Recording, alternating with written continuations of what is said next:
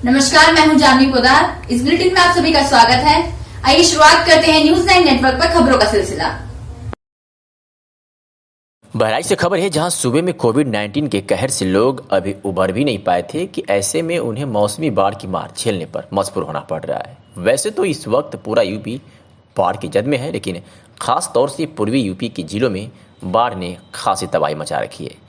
उसी में से एक तराई के इलाके बहराइच जिले में बहने वाली शारदा, सरयू और राप्ती नदियां इस वक्त पूरे उफान पर हैं। तो ही नेपाल की पहाड़ियों पर हो रही बारिश से बहकर आने वाली पानी व मुख्तलिफ बैराजों से छोड़े जाने वाले पानी ने जिले में तबाही मचा दी है, जिसके पेश नज़र जिले की 4 तहसीलें बाढ़ से मुतासिर हो रही है, जिनकी जद में आकर करीब 2 लाख आबादी मुतासिर हुई है और हज़ारों बीघा फसल बर्बाद हो गई है।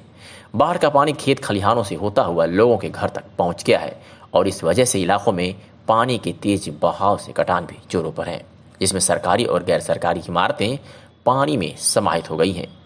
जिला इंतजामिया की जानिब से बराबर राहत और बचाव का काम किया जा रहा है।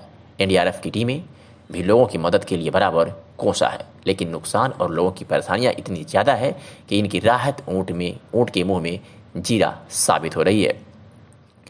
बाढ़ मुतासिर मिनहीपुरवा तहसील में और कैसरगंज व महासी में खतरे के निशान से ऊपर बह रही है। मिनहीपुरवा इलाके में शारदा का कहर जारी है और इलाके के दुधनाथपुरवा गांव का अस्तित्व खतरे में पड़ता नजर आ रहा है। तो मैसी इलाके में लोग स्कूल और दूसरी इमारतों की छतों पर अपना बसेरा बनाकर अपनी जान बचा रहे हैं। इनके सामने और इनके मवेशियों के सामने खाने की समस्या पैदा हो गई है। बाढ़ के कहर से मवेशियों के लिए चारा भी नहीं मिल पा रहा है। महसी में करीब 85 कच्चे और फूस के मकान पानी में डूब चुके हैं। तो ही मिनहीपुरवा में 25 से अधिक घर नदी में कट गए हैं और हज़ारों बीघा फसल बर्बाद हो चुकी है। इलाके के दुधनाथपुरवा वाक्यपुर माध्यमिक विद्यालय के 2 कमरे घाघरा में समाहित हो गए हैं। इलाके में घाघरा शारदा नदी का कहर लगातार बढ़ता ही जा रहा है। इस बार में लोगों का मदद न मिलने की वजह से इंतजामिया पर उपेक्षा करने का भी इल्जाम लगाया है। उनका कहना है कि उनके इस मुतासिर इलाके में अभी तक लेखपाल, स्वास्थ्यकर्मी व पशु चिकित्सक अब तक नहीं पहुंचे।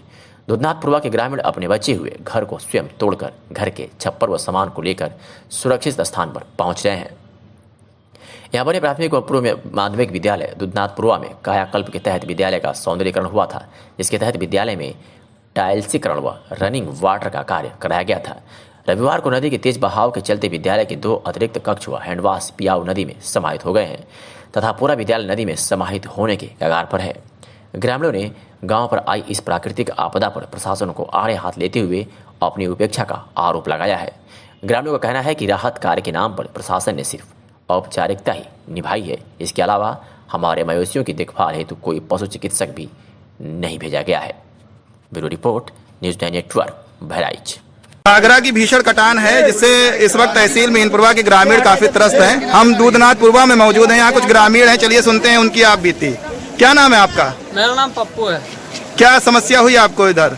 हमको सबसे बड़ी समस्या ये हुई है कि यहाँ पर बहुत ज़्यादा धान लगा हुआ था, गन्ना लगा हुआ था। 500 एकड़ से भी ज़्यादा ज़मीन कट गई है यहाँ की, और जिस हिसाब से ये नदी काट रही है उस हिसाब से यहाँ दुधनाथपुरवा तो साफ ही हो जाएगा ज़्यादा से ज़्यादा 1-2 दिन में, और यहाँ मोरहवा गांव भी साफ हो जाएगा, बिहारीपुरवा भी साफ होने की स्थिति है। विजयनगर तो रह ही नहीं जाएगा, निषाद नगर भी कट जाएगा, और ये जंगल तो कट ही रहा है। हमको प्रशासन से सबसे जल्दी इसमें कोई ना कोई व्यवस्था चाहिए, जिसकी वजह से ये नदी कम काटे। अब तक ये व्यवस्था चाहिए जल्दी से जल्दी। अब तक कितना नुकसान हुआ है आप लोगों का? अब तक यहाँ नुकसान बहुत ज़्यादा हो गया है, कम से कम नहीं तो 100-200 करोड़ रुपए का तो इधर की फसल खराब हो गई होगी, और 500 एकड़ से ज्यादा जमीन खत्म हो गई है। ये जो पीछे भवन बना है क्या है, दिखाएंगे क्या हुआ है जरा? विद्यालय ये टूट गया है, मात्र 24 घंटों में इतना बचा हुआ है। 40 फीट लंबा था। ये नदी में समाहित हो गया है ये विद्यालय, और समाहित हो रहा है।